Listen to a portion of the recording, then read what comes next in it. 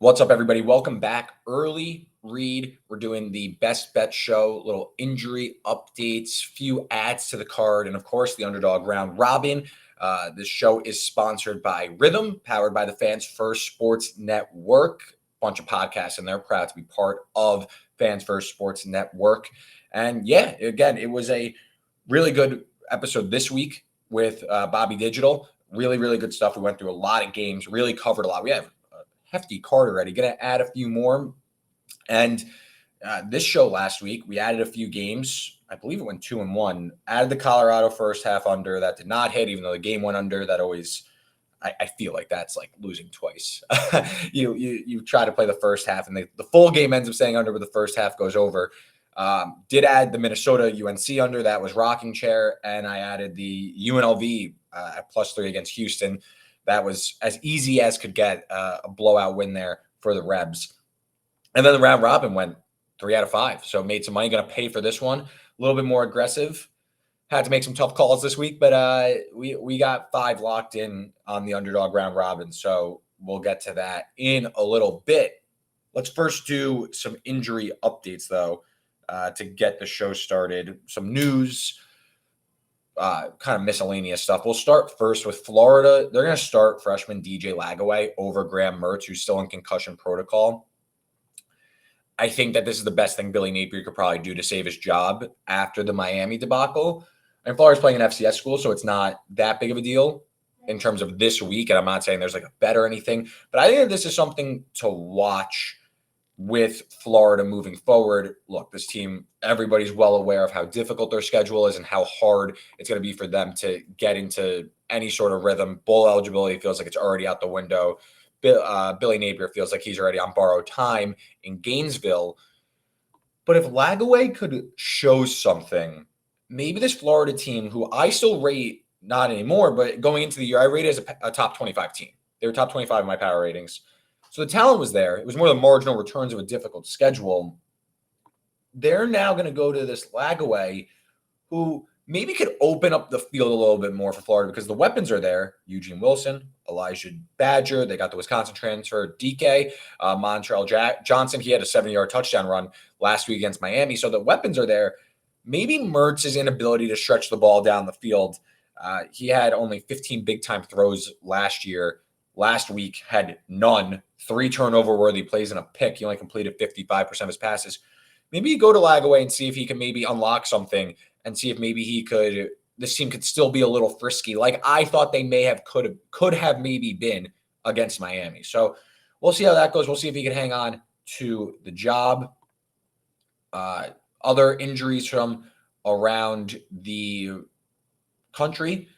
Friday night game, SMU. Jalen Knighton didn't play in the Houston Christian game for SMU.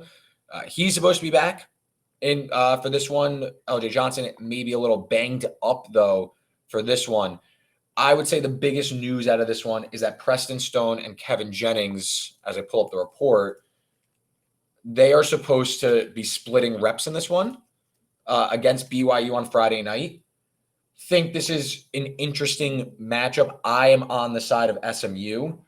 Number no longer there, so nobody cares. But I think that BYU, if you look back at what happened, obviously I was talking a lot about how I thought Southern Illinois was going to beat BYU.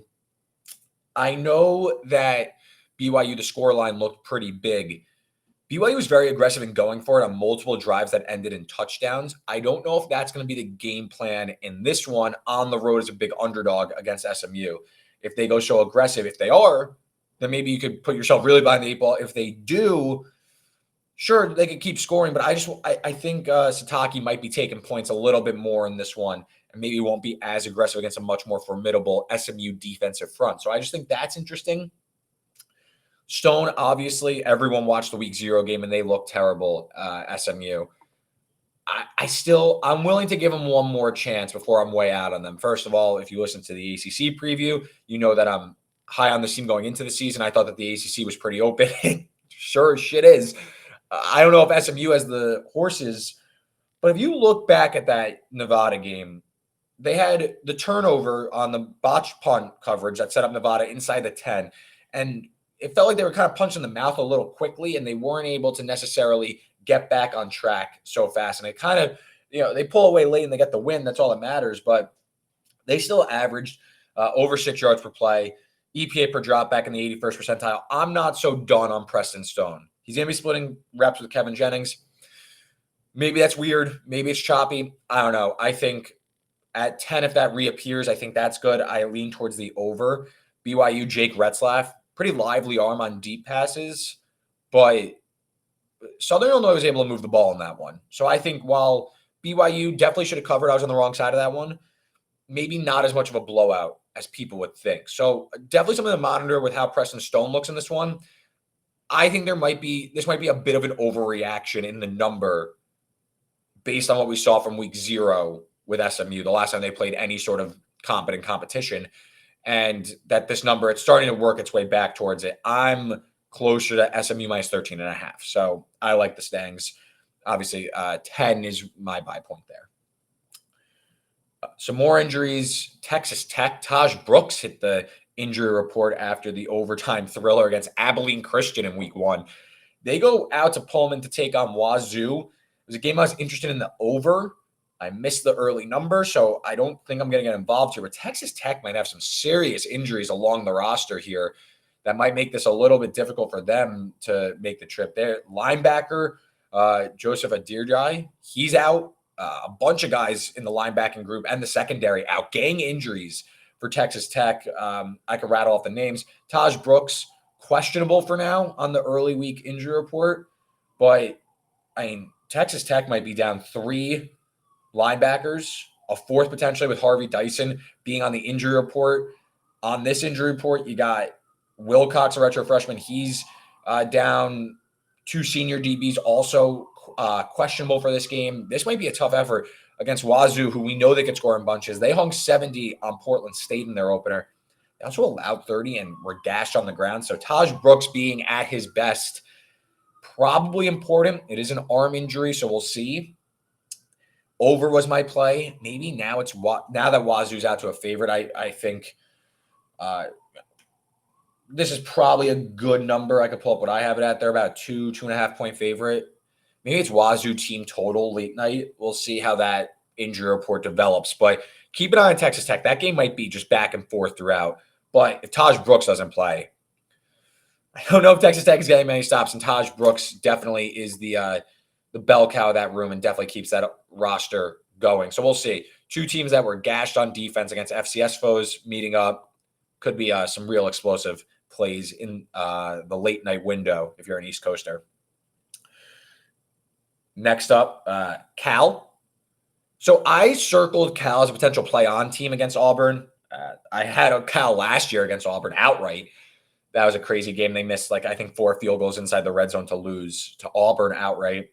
This number was trending towards double digits. Jaden Ott hit the injury report. This is why, you gotta do your box score research. You gotta check what happened in each game. It's tough to keep an eye on during the games. I didn't see that Jaden Ott left. Went back. I was like, okay, we're gonna put this one on the back burner. He's possibly gonna play. He was upgraded to probable, but Cal's got some other injuries worth monitoring in this one. As I pull up Cal's injury report. So Jaden Ott is probable to play against Auburn. They're definitely going to need him. We'll see. They're also hoping that Kyon Grays can play. He's the Ohio State transfer. But if you go back to last week, I know Cal struggled. They were outgained by UC Davis in this one. But where are my notes here? Apologies. As I look, it's a bad podcasting. Where are you? But anyway, so Cal, they're going to Auburn. I don't love taking Auburn laying this many points, but Cal is usually, Wilcox has been a cash cow as a double-digit underdog, so this usually is a good setup for them. But Mendoza, he's still rotating in time with Chandler Rogers, a new play caller. They promoted their OC from the offensive line. So we'll see. They're still going to be trotting out 2, going on the road to play an SEC team. It's not as much as I was looking for. It seems like he's going to play, but they also lost their backup, Kadarius Callaway. He was also banged up. And then in the passing game, again, Gaines could be there, but Tobias Merriweather, who was their best receiver last year, he also didn't play. I'm sorry, not their top receiver, their transfer receiver, Tobias Merriweather, he sat out with this one. Two starting offensive linemen sat out with injury. So it's tough to get a gauge of where Cal is at. Were they kind of slow playing this ahead of the Auburn game? And maybe they are in the right spot.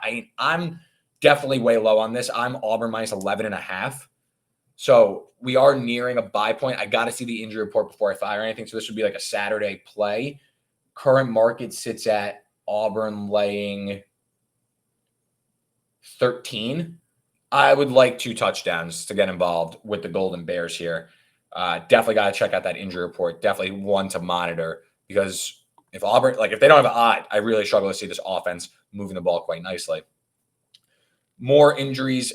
Air Force, Dylan Carson, their most veteran fullback and ball carrier. This is an Air Force team that has nobody returning. Completely new roster.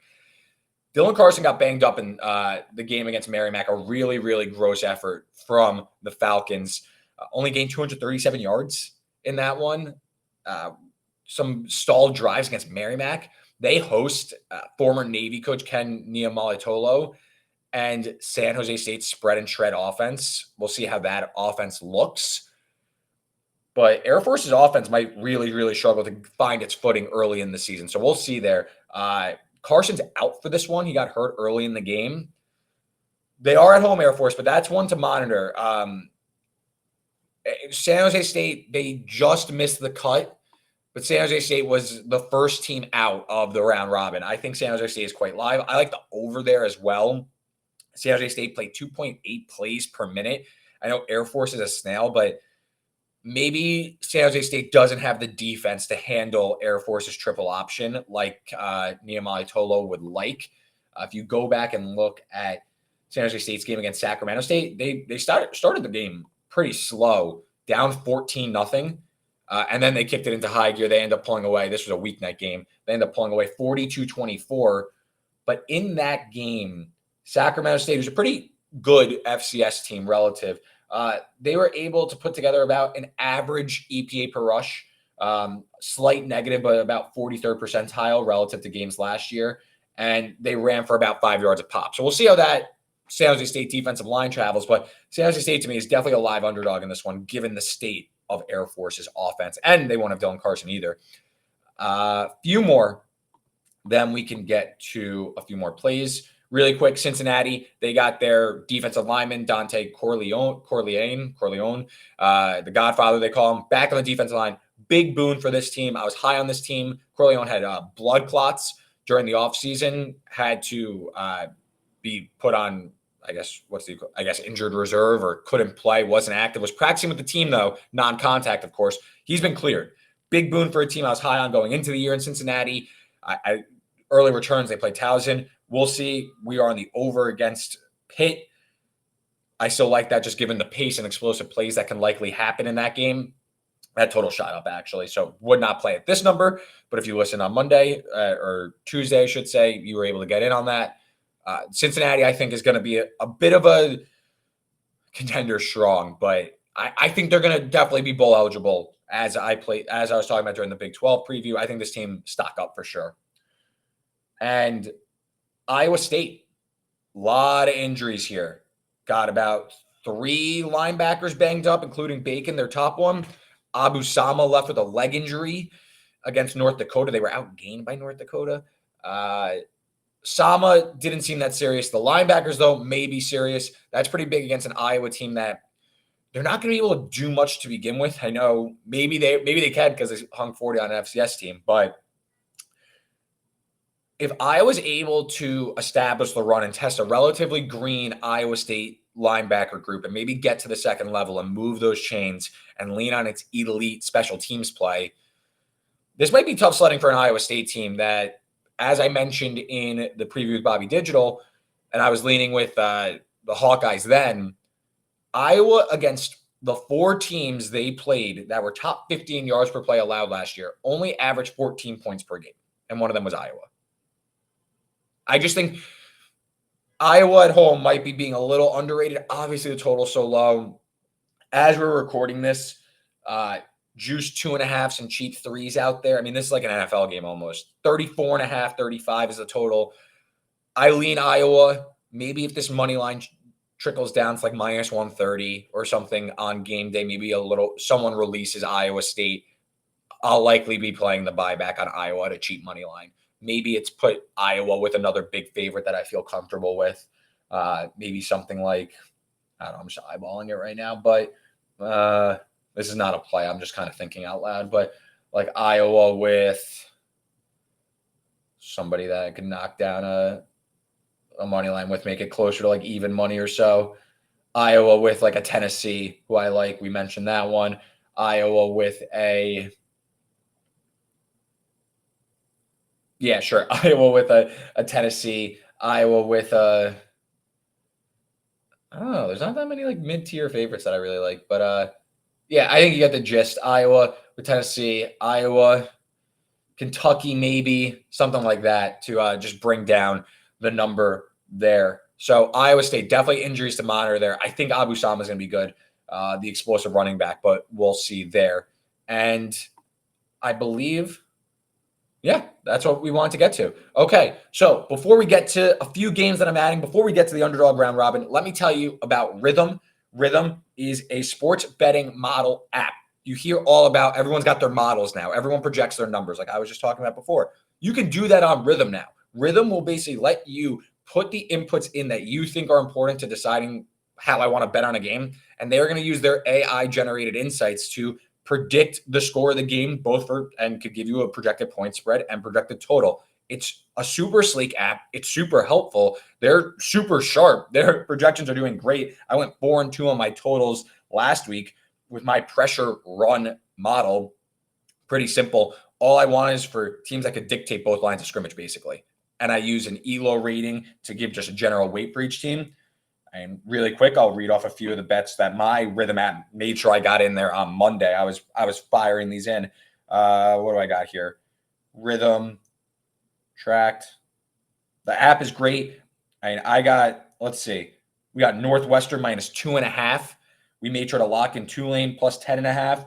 We got Michigan against Texas. We got the under in Syracuse, Georgia Tech. We got Cal, Auburn. I was talking about that game before. So my Rithmm app is all over these. So make sure you're getting in on it today. You can make your sports betting modeling app now, or your sports betting model now, and make sure you get in on the action now. So again, make sure you sign up for Rithmm using the podcast link description below. And go Rithmm. Okay, few games to add here. Didn't talk about this one on Monday. This number is still available at 7.5. It's Tulsa-Arkansas State. If you listen to the AAC preview, you know I am pretty high on Tulsa relative to the market. I played their win total over. People love this Arkansas State team, and I know Central Arkansas is a pretty high-level offense for the group of for the FCS ranks, but that doesn't really absolve Arkansas State for a game they quite literally should have lost. The Sun Belt literally announced that they were lucky to win. They definitely should have lost to Central Arkansas on this one, 34-31. I know Tulsa's defense is probably still going to be an eyesore. Northwestern State was able to rip off a few explosive plays. They were able to, they were trying to block kick for a touchdown. Tulsa still hung 62 on him. So I know the offense is going to hum. I was pretty confident that Kevin Wilson and this Tulsa staff was going to be better in year 2 of his regime. They go to Kirk Francis at quarterback. It seems like that's going to be his job. But they have some serious receivers that I don't believe are going to be covered well in this game, given how Arkansas State struggled to cover Central Arkansas. Camden Benjamin, Zion Steptoe. These guys are going to be able to rip off explosive plays. Francis in the game against Northwestern State for 23 of 30, 299 yards, 4 touchdowns, averaging only 10 yards per dropback. I mean, Arkansas State's offense looked gross last weekend. 36% success rate, about 5 yards per play. They were outgained by nearly 2 yards per play by Central Arkansas. Why is this team laying over a touchdown against Tulsa? Again, I know Tulsa isn't great, but we're really going to do Arkansas State over a touchdown, everybody's favorite team. I don't expect many stops. The total is really high. Total, I guess you could talk yourself into, but I like Tulsa. Spread, I like money line. I think this team is super live. I don't really know where this number is being generated from. I'm Arkansas State minus 3.5. I wasn't high on Arkansas State really going into the season. I know Rayner's super explosive, but he's also super inaccurate. 24-47 last week against Central Arkansas. If you go back to last year, again, this guy really did jolt the Red Wolves after a really down start to the season. But if you look at his numbers, though, just over the balance of the season, only completed 58% of his passes, 15 touchdowns, 6 interceptions, took 23 sacks. Some of those sacks are really backbreakers, too. I think you're going to have to be like on your P's and Q's all game long to really keep up with this Tulsa offense. So give me the Golden Hurricane. Give me Kevin Wilson's bunch there. So I like the 7.5. Spoiler alert, they are in the round robin. Went over this game with Bob. So just going to circle back here. We went over it briefly. I think it was the last game we talked about. But Illinois, Kansas. I took Illinois plus the 5.5. Spoiler, they're in the round robin. I think – so I make this game 4. So it's not some crazy edge. But I really think there's something to be said that Illinois at home, a team that I believe after a down year – like read the trajectory of where these two teams entered last year. You had Illinois after a banner year the year before. They're kind of limping in some new pieces. They get outgained by over 200 or about 200 yards by Kansas in the loss in Lawrence. They're now home, night game, sellout. I think this team is much better than it was last year. Illinois last year, lose a top 5 pick in the secondary in Devin Witherspoon. Those don't come around to Illinois very often. They lose their elite DC and Ryan Walters. They lose another pro in Sidney Brown in the secondary. It was just a team in transition after a really great year. Look at Florida State. Team, I know it's Florida State to Illinois. Maybe they are more close, but it's a team that kind of loses more than expected to the NFL. There's some growing pains, and you're seeing that with Florida State right now. Illinois, though, I think the stock is back up. And don't sleep on the fact that Kansas defensive line is the weak part of that defense. Illinois' running back, Caden Fagan, you're going to hear a lot about this guy after Saturday night when he goes buck wild on Kansas. Caden Fagan, 6'3", 250. Absolute Honda Civic back there. Kansas, the defensive line is already bad. And they're replacing their best one in Booker. They're counting on FCS transfers. They're replacing 4 of their 6 top producers on the defensive line from last year, including first-team All-Big 12 Booker. Kansas last year, 97th in defensive line yards, 86 in yards per carry allowed, 87th in explosive run rate. I think Illinois is going to be able to win the game in the trenches here. And I know Jalen Daniels is scary, but let's see how the back holds up. Let's see if he's going to take off because they kept it very vanilla against Lindenwood. He didn't have any rushes. Simple game plan, get in, get out. But let's see how that goes, and let's see what happens with Andy Kotelnicki in this one. So I'll take Illinois. I think that at home, this is a pretty big number for them to cover. I like Illinois to win this game outright. I like them to cover the 5.5. I was going to try and hold out for 7. That's like maybe someone would release that, but nah, I'm going to fire on Illinois now.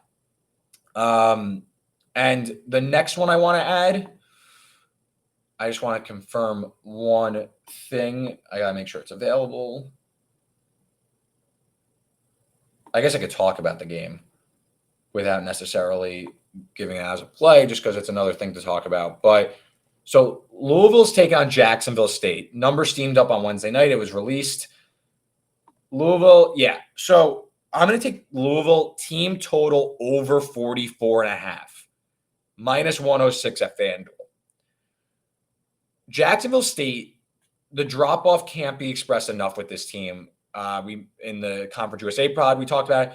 When your defensive coordinator for a Cayusa team in its first year in the FCS leaves for Oklahoma for the same job, that's pretty scary. That's really saying how good this guy was. And you saw it last week how talented Alley's defense was last year. That was top 10 in tackles for loss, top 10 in sacks. This was an aggressive defense. They allowed explosive plays, but now they really look like they're in for a down year. They allowed 55 to Coastal.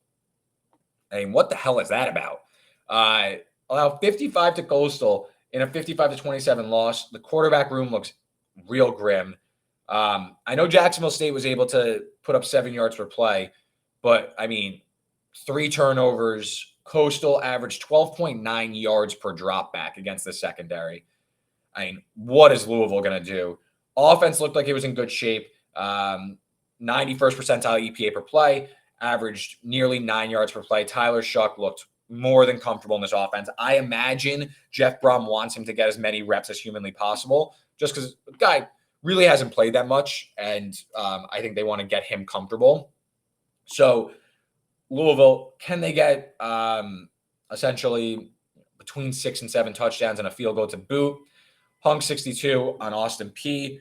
You look at what they did. I mean, even in a blowout loss, Louisville had no issue running up the playing at a fairly fast tempo. They average about 2.3 plays per minute. Pretty fast pace in the first half as well, faster than that. They were up 38-0 at halftime.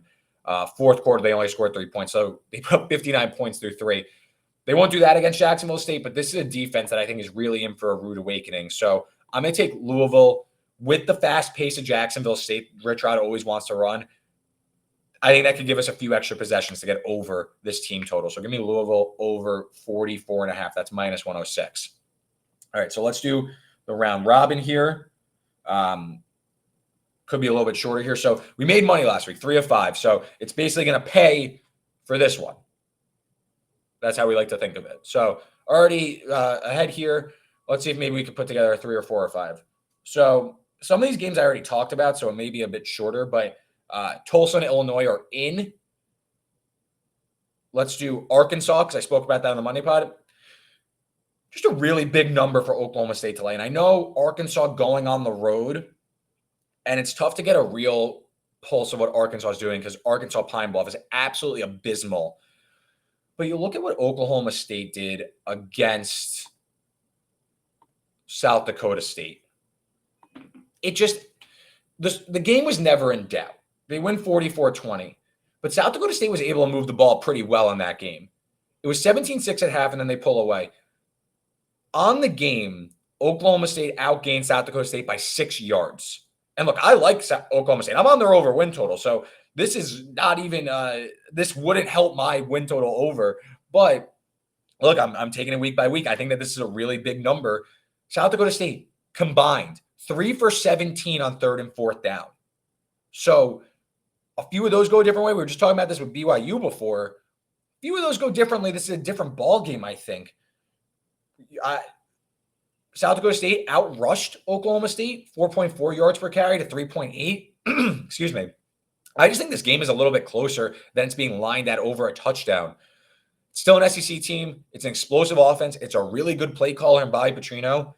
Maybe this gets schemed up, and don't sleep on the fact that Oklahoma State, again, outside the top 100 in explosive pass and run rate last season. This was not a good defense. Maybe it improves under year 2 of Brian Nardo. Very possible, but this is just a big number for what I still think can be a suspect defense to cover, and maybe this game is lively.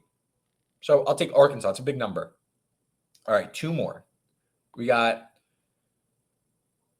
let's do Army, plus 155 against Florida Atlantic. I mean, Florida Atlantic laying more than a field goal. I took 3 with Army. I tracked 3 with Army. We're sitting at 3.5 now. It was at 4 for a little bit on Wednesday. I mean, what is that? No way. No. Army way live here. I was not impressed with FAU at all. Cam Fancher cannot throw, so I don't believe that FAU is going to be able to take the top off this Army secondary. That was a little suspect in terms of limiting explosive passes. And Sparty should have won this game with ease against FAU last week in East Lansing. Scoreboard not indicative of what happened in this one. A lot of red zone turnovers there. FAU, they had a 4th down stop on 4th and 1. Army's not letting those go. Army's going to be able to push this one forward. So Michigan State average over 5 yards a pop. FAU 4.5 yards per play, 3rd percentile EPA per dropback. They really couldn't do anything. I like Army quite a bit here to win. There might also be in Boca. Let's just double check the weather, which would only help. No, weather should be good. Take that back. Never mind on weather. But Army, I just think this offensive line can really dictate terms here. So I'll take Army as on the money line to win. And last one, gave out the under with Tulane, Kansas State. I also like Tulane to win. This is part of my, you got to stick to your brand, right? You got to stick to your guts. I don't think Avery Johnson's that good. I'll pay for him to prove it. I'll take Tulane at home against Kansas State. We'll see how this one goes. I think Tulane, the freshman Devin Mensah, he looked solid, little raw, but Kansas State's defense, outside the top 15 yards per play allowed last year, I'm not sure that this unit is going to be up to snuff on the road. I think it's going to be a lower scoring game that adds more variance, and this is a big number for Kansas State to cover. I think Tulane can be lively. And if Avery Johnson can't show in the passing game, give me this Tulane defense. It's pretty veteran. Sean Summerall runs a really great defense there. I think that they can maybe pull this one out. So Tulane, it's a big number. I was surprised at how big it was. I ended up on the under instead, but my way of playing on the green wave will be taking them to win the game outright. So, yeah, there you have it. You got Tulsa, Illinois, Army, Tulane, Arkansas. That's your round robin this week. Hopefully stay in the profit and we can keep stacking the chips there. Other plays I added was Tulsa with the spread and Illinois with the spread and the Louisville team total overall this week. A bunch of plays in there. So those three plus, I'll just rattle them off again. I'm not sure if these are available. Listen to the Tuesday pod and you'll be there. Arkansas plus 7.5, Northern Illinois plus 30, Arizona State over 57.5 against Miss State. A Tennessee Nebraska money line parlay should pay close to your standard minus 110. I got minus 112. Under 49.5 in Tulane, Kansas State. Army plus 3, over 59 in Cincy Pitt. ECU minus 2.5 against ODU, and the first half under 23.5 in Michigan, Texas. Overall, those play sides and total 6, 6, and 1. So there's our show. Big thank you to our sponsor, Rithmm. Big thank you to who powers this podcast, Fans First Sports Network. Next week, a little bit different of a show. Going to be recording on Sunday to release Monday. That will be the solo pod, just Monday, with some early thoughts on the week. And then we'll be back with a guest for Thursday morning like this show. Until then, enjoy the games this weekend. Let's make some money, and I'll talk to you guys next